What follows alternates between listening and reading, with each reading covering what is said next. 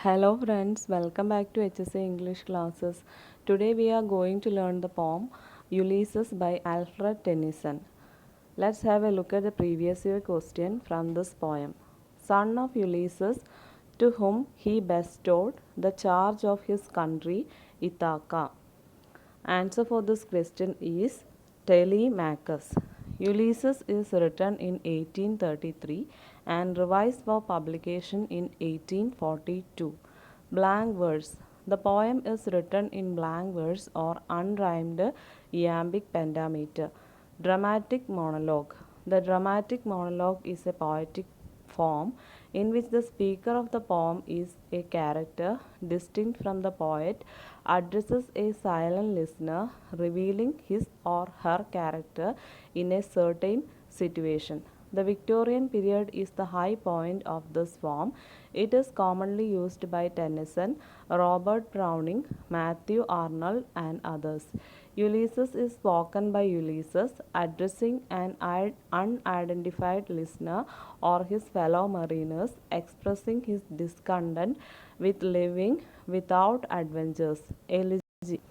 The tone of the poem is elegiac. It is one of many poems that Tennyson wrote in response to the death of his close friend Arthur Hallam. The poem's reference to death as the end of a life full of adventures has a biographical relevance. The poem also laments the end of a lifestyle, the life of the restless warrior and adventurer. The theme of the poem are fulfillment of life, exploration and colonization, death and old age. Ulysses. Ulysses is a Greek hero in Trojan War, a war which was mainly between the prince of Troy and the king of Sparta. After the fall of Troy, he travels 10 years to explore the world. Ithaca is Ulysses. Now let's learn the summary of the poem. Tennyson's dramatic monologue presents the only speaker of the poem, Ulysses, saying his present state of affairs and also his mental condition. He does not want to pass his time in stately affairs of the nation. He has a long way in front of him to drink the wine of life to the lees. Ulysses can see the gleams of the untraveled world before him. It makes him remind of the endless sea of knowledge he is fond of. It is dull to stop and end this voyage of life when the sea of knowledge constantly calls him to start again. Ulysses has given his duties in the rightful hands.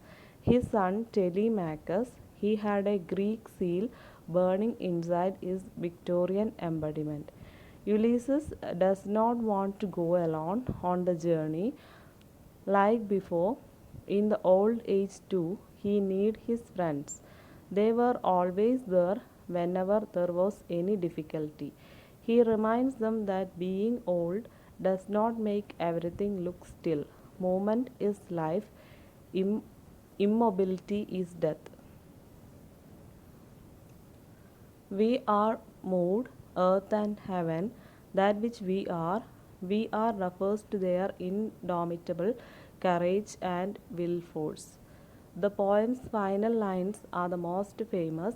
The need to strive, to seek, to find, and not to yield fits into the Victorian urge to escape the tedious nature of day to day life, to travel beyond the sunset and the paths of the western stars. The historical context in this poem. Tennyson makes use of literary works that came long before him. Both the Homers, the Iliad, and the Odyssey are used, as well as Dante's Inferno, in which Ulysses makes an appearance. Thank you.